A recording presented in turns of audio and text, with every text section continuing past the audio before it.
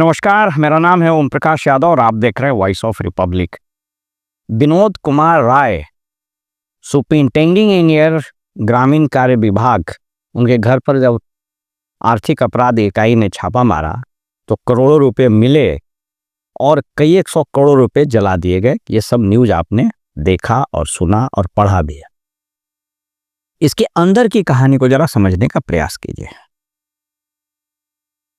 ये जगजाहिर है और विभाग के लगभग सभी लोग ये बताते हैं कि विनोद कुमार राय और उस विभाग के मंत्री अशोक चौधरी के बीच में अन्योन्याश्रय संबंध था। अम्बिलिकल कॉर्ड उसको बोलते हैं, वो जुड़ा हुआ था। यानी एक दूसरे के बगैर सांस लेना और एक दूसरे के बगैर वो लेन देन वो संभव ही नहीं था। कुछ लोग ये बता रहे हैं कि ये जो राशि है ये बेसिकली अशोक चौधरी के लिए रखी गई थी, जो मीडिया की रिपोर्ट्स है, और इस पर तेजस्वी यादव ने भी इस पर आरोप लगाया है कि उसके लिए थी और इसमें कोई अतिशयोक्ति नहीं है। ये रोज हो रहा है। आर्थिक अपराध इकाई हमेशा सेलेक्टिव रहता है। जहां से ऊपर से आदेश या उसका कोई अपना इंटरेस्ट रहता है वहां छापेमारी होती है, जहां इंटरेस्ट नहीं रहता है वहां छापेमारी नहीं होती है। इस पर मैंने कई एक वीडियो बनाए हैं, कई बार मैंने अपनी बातें रखी। देखिए, कहता है कि जब समय खराब होता है तो इंसान को हाथी पर भी कुत्ता काट लेता है। लग रहा है कि अशोक चौधरी जिस दिन से दामाद आयोग में अपने दामाद को शामिल कराए, जिस दिन से इन्होंने अपनी बेटी को चुनाव लड़वाया है, लगता है कि राहु इनके गृह में प्रवेश कर गया है। अब अनाप शनाप बयान देना, आपने देखा कैसे जहानाबाद में बयान दे दिया तो भूमिहार समाज पूरा बिगड़ गया। एक और सभा में इन्होंने देखा, आपने उसका वीडियो आपने देखा, वो कह रहे हैं कि हमको तुम लोग अब वोट नहीं चाहिए, डीएसपी को करे सबका फोटो खिंचवाइए, केस कीजिए।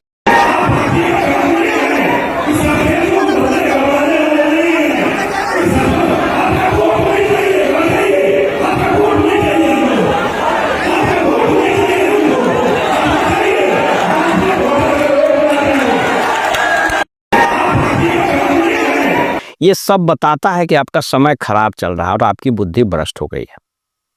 बेसिकली विजय कुमार सिन्हा और अशोक चौधरी, ये दोनों में 36, वैसे विजय कुमार सिन्हा का किसी से अच्छा रिश्ता नहीं है आज के तारीख में, क्योंकि वो व्यक्ति का स्वभाव कुछ ऐसा है कि उसका किसी से पट ही नहीं सकता है। आपने देखा सम्राट चौधरी से वैसे उलझ गए, नीतीश कुमार से उलझ गए जब वो विधानसभा के अध्यक्ष थे। अशोक कुमार चौधरी से उनका 36 का, ललन सिंह से भी उनकी नहीं पड़ती, आप जान लीजिए। जो कि मैं लखीसराय में और मुंगेर वगैरह तो मेरा ननियाल है, मैंने वहाँ पढ़ाई की है, तो मैं इन लोगों को जानता हूँ। विजय कुमार सिन्हा किसी से पटता नहीं है, लेकिन आज की तारीख में विजय सिन्हा के निशाने पर है अशोक चौधरी, और उसके कई एक कारण है। एक तो जाति वाला भी एंगल है। विजय कुमार सिन्हा के मन में अन्य पिछड़ी जातियों, खास करके यादव और बाकी जो जातियां, उसके प्रति जो नफरत का भाव है वो उनके नहीं चाहने के बावजूद भी प्रकट हो जाता है। और अब उनके आप सैकड़ों ऐसे वीडियो देख लेंगे। बहरहाल, यह घटना का बीज एक्चुअली बोया गया था उसी वक्त जब विधानसभा में एक जो अनौपचारिक पार्टियों के या इसका एनडीए की बैठक चल रही थी, उसमें विजय सिन्हा और अशोक चौधरी में तू मैं हो गई। विजय सिन्हा ये आरोप लगा रहे थे कि अशोक चौधरी का जो विभाग है, ग्रामीण कार्य विभाग, वहाँ ग्लोबल टेंडर क्यों किया जा रहा है। उस पर मैंने एक वीडियो भी बनाया था। देखिए, ग्लोबल टेंडर का मतलब क्या होता है, कैसे कमाई को आसान बनाना और कमाई के अमाउंट को बढ़ाना, इसी को ग्लोबल टेंडर बोलते हैं। ग्लोबल टेंडर से आप लोग ये कंफ्यूज नहीं कीजिएगा ग्लोबल से, कि इसमें अमेरिका और जापान और ब्रिटेन और चाइना की कंपनी आ रही है। ग्लोबल टेंडर का वो मतलब नहीं होता है। ग्लोबल टेंडर का सिंपल मतलब ये है, और अशोक चौधरी का ये मोडस ऑपरेंडाई है, या उनके जो इस तरह के सलाहकार हैं उन लोग का ये मोडस ऑपरेंडाई है कि मान लीजिए कि किसी एक इलाके में 15 रोड बनने हैं, तो ये जब 15 रोड बनेंगे और मान लीजिए कि सब लोगों का 15 रोड जो बन रहा है वो सबका 5-5 करोड़ रुपया उसका एस्टिमेट है, तो 15 करोड़ बनना है और 5-5 करोड़ सबका है, तो 15 × 5 = 75 करोड़ हो गया। या मान लीजिए कि 20 रोड बनना है और सब का 5-5 करोड़ का है, तो 20-25 100 करोड़ हो गया। तो सबको मर्ज कर दीजिए और एक टेंडर निकाल दीजिए, that is called global tender. Theoretically हमें पता, प्रैक्टिकली ग्लोबल टेंडर का मतलब ये। अब कहिएगा कि साहब ये तो बहुत बढ़िया है, सुनने में तो बहुत अच्छा लगेगा आपको कि भाई ठीक है, इसमें सबको मर्ज कर दिया तो टेक्निकली भी आसानी होगा, प्रशासनिक दृष्टिकोण से भी आसानी होगा, इकोनॉमिक वायबिलिटी भी बढ़ेगी, इसमें बड़ी कंपनियां भाग लेगी तो बड़े कंपनी के पास बड़े रिसोर्सेज होंगे, उसके पास इंजीनियर की बड़ी टीम होगी। तो इसमें कहाँ दिक्कत है? दिक्कत वहाँ नहीं है, दिक्कत इसके थ्योरी में नहीं है, दिक्कत इसके इंटेंशन में है, दिक्कत इसके असली खेल में। असली खेल क्या समझिए?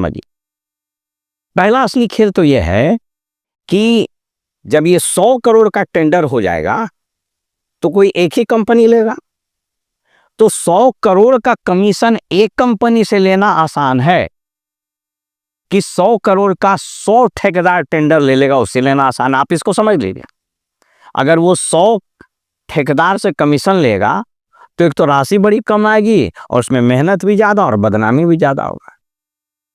लोग बोलते हैं कि एसपी सिंगला यहाँ आया था खाली बोरा लेकर के, यानी प्राय यह है कि उस पास कुछ नहीं था और यहाँ से वो बोरा भर के, ट्रक भर के पैसा ले जा रहा है।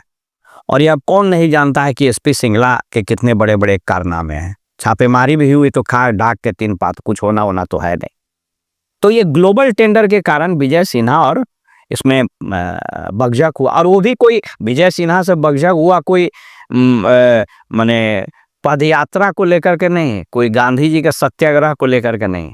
अब उसका कोई ठेकेदार को नहीं मिल रहा होगा, ये अपने दूसरे ठेकेदार को दे रहा होगा, इसके कारण बकझक हुआ। खैर उसमें बीच बचाव कराया गया। उसके बाद फिर अभी जो कल परसों जो कैबिनेट हुआ उसमें भी बकझक हुई। तो ये बता रहा है कि विजय सिन्हा के निशाने पर है। आज के तारीख में हो ये रहा है कि मुख्यमंत्री के अचेत रहने के कारण जो उनके यहाँ भूमियार लॉबी है वो बहुत स्ट्रांग हो गया, और बीजेपी का भूमियार लॉबी बहुत स्ट्रांग हो गया। हालांकि विजय चौधरी वगैरह भी तो एकदम, मतलब विजय चौधरी शुगर कोटेड पॉलिटिशियन है, वो खाते हैं तो पता नहीं चलता, वो डकार नहीं निकलता है। बहरहाल वो एक अलग इशू है।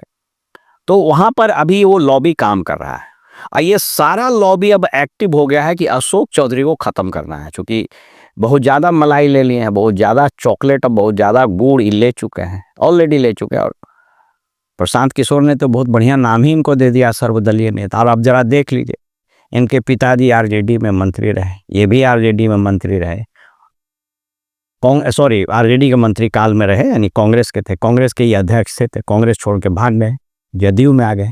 तो कांग्रेस में रहवे किए, जदयू में अपने हैं बेटी लोक जनशक्ति पार्टी से पैरासूट होके पहुंची समस्तीपुर, वहां से चुनाव जीती, तो वो लोक जनशक्ति पार्टी।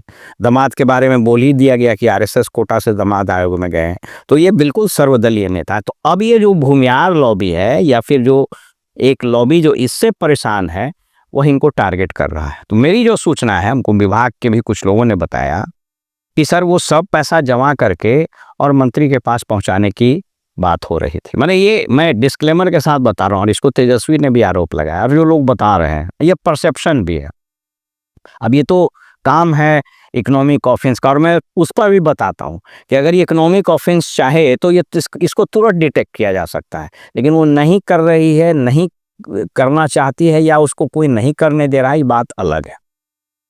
तो वो पैसा वहां पहुंचने को था, सूचना तो लीक हो ही जाता है, ये कोई बड़ी बात नहीं। आज की तारीख में सूचना तंत्र में तो सूचना लीक हो गई, और वह जो लॉबी मुख्यमंत्री के यहाँ हावी हो गया है, उस लॉबी ने सीएम को बाईपास कर दिया है। मेरी स्पष्ट जानकारी है, और ये मैं अपने स्रोत से बता रहा हूँ, हाईली प्लेस्ड सोर्स जो मुझे बताया कि मुख्यमंत्री को बाईपास, मुख्यमंत्री को ऐसे भी होश हवास है नहीं, तो उसको बाईपास करके इकोनॉमिक ऑफेंस को ये निर्देश दिलाया गया कि माननीय चाह रहे हैं, आदरणीय चाह रहे हैं कि ये किया जाए, तो इकोनॉमिक ऑफेंस वहां छापामारी कर दिया।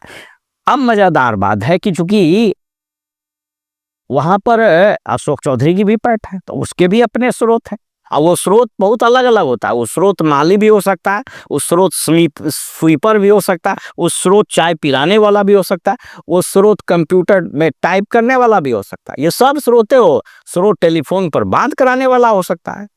तो जो भी स्रोत, उस स्रोत से अशोक चौधरी को मालूम हो गया कि भाई यहाँ छापामारी पड़ने वाली, तो इसने उसको खबर किया। लेकिन इतना ज़्यादा माल था, इतना ज़्यादा रुपया था कि रात भर में उसको डिस्पोजल करना तो संभव था नहीं। वो कहाँ लेके जाते? अच्छा, ऐसा नोट आप किसी को दीजिएगा तो उसमें भी फजीहत, लेके निकलिएगा कैसे? और एक कहावत है कि जब नाश मनुष्य पर छाता है, विवेक पहले मर जाता है। वो अकबका गया दोनों प्राणी, उसको जलाने लगा। धुआं उठा, सब उठा, फ्लश किया तो भाई नाली में साल रुपया जल के जाएगा कहाँ? तो चौक हो गया।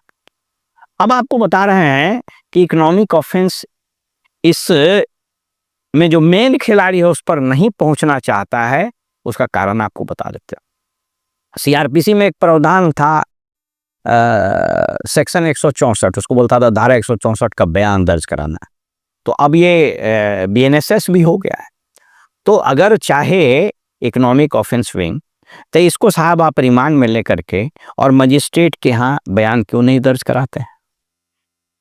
आप इस पर तो पुलिसिया अंदाज से पूछताछ कीजिएगा तो इंजीनियर तुरंत उगल देगा कि वो पैसा किसको देने जा रहा था, और उसके आधार पर मंत्री के यहाँ छापेमारी कीजिए। तो मंत्री के यहाँ छापेमारी कीजिएगा तो वो जो पूरा जो माने हाइड्रोलिक पलंग उलंग है तो सब आपको छना जाएगा। लेकिन वो तो आप कर नहीं सकते हैं, क्योंकि आपको भी तो बैलेंस बनाना है। क्या मालूम भाई, मालूम हुआ कल दूसरी सरकार आ गई तो अशोक चौधरी बहुत बड़ी कलाकार हैं, एक पलटी मारेंगे तो इधर सोच के, पलटी मारने का तो बिहार में जबरदस्त अब चलन है। तो कौन किन्हें पलटी मार के किसके इसमें शामिल हो जाएगा ग्रुप में कौन? तो बैलेंस बना के चलती है। मैंने एक देहात में कहावत है कि सइयों मीठ बेटो मीठ के कर क्रिया खाओ। तो सब तो मीठे हैं भाई, कौन कब पावर में आ जाए। इसलिए जो जांच एजेंसियां हैं वो भी फूक फूक करके कदम, अन्यथा एक दिन का काम था। सिर्फ इसको मजिस्ट्रेट के यहाँ बयान दिलवाते, जो 164 का करस्पॉन्डिंग सेक्शन है बीएनएसएस में, उसमें आप बयान दिलवाते। उस बयान के आधार पर आप चाहते तो मजिस्ट्रेट के यहाँ सर्च वारंट भी निकलवा सकते थे अगर आपको डर लगता है, और मंत्री या उससे रिलेटेड जिसके जिसके वो नाम देता उसके घर में छापामारी हो जाती। तो छापामारी हो जाती तो सब पैसा निकल जाता। तो मैं आपको बताना क्या चाह रहा हूं कि इस भ्रष्टाचार का जो खेल चल रहा है, भ्रष्टाचार का जो फिल्म चल रहा है, इस फिल्म में बहुत तरह के कलाकार हैं। कोई डायरेक्टर है, कोई प्रोड्यूसर है, कोई कोरियोग्राफर है, कोई म्यूजिक डायरेक्टर है, कोई लिरिक लिख रहा है, कोई फ्रंट पर एक्टर है, कोई कैरेक्टर रोल है में, कोई विलेन है, कोई लाइटमैन है, कोई कैमरामैन, बहुत लोग हैं। और वो इतने सारे लोग हैं कि सबको एक तो समेटना बड़ा मुश्किल है, और समेटा जा भी सकता है, लेकिन जिसको समेटने की जवाबदेही दी गई है उसका भी कहीं ना कहीं रोल है। इसलिए किसी ने कहा है कि भाई दाल में काला है तो दाल में काला तो निकल जाएगा, लेकिन जब पूरी दाल ही काली हो जाए तब क्या हो। और इसीलिए किसी ने कहा कि भैया हम्माम में सभी नंगे हैं। तो जब सभी नंगे हैं तो फिर जो कपड़ा पहनने वाला होगा उसका वही हाल होगा जो न्यूनेज का हुआ था। न्यूनेज की कहानी मैंने बताई थी कि एक गड़ेड़िया जिसके पास आंख था, भेड़ चलाते चलाते वो पर्वत के उस पार चला जाता है जहां अंधों का गांव था, सभी लोग अंधे थे। तो यह जाकर वहां आंख वाली बात बताने लगा तो सब लोगों ने कहा कि इसके पास एक बीमारी है, इसको आंख बोलते हैं। तो सब कोई उसको पकड़ करके आंख फोड़ना चाहा। इस राज्य में वही हाल है कि भैया जब सभी नंगे हैं तो आप कपड़ा पहन के क्या कीजिएगा। अब ये निर्णय आपको लेना है कि आपको कपड़ा पहनना है या नहीं पहनना है। तब तक आप निर्णय लीजिए और हमको इजाजत दीजिए। नमस्कार।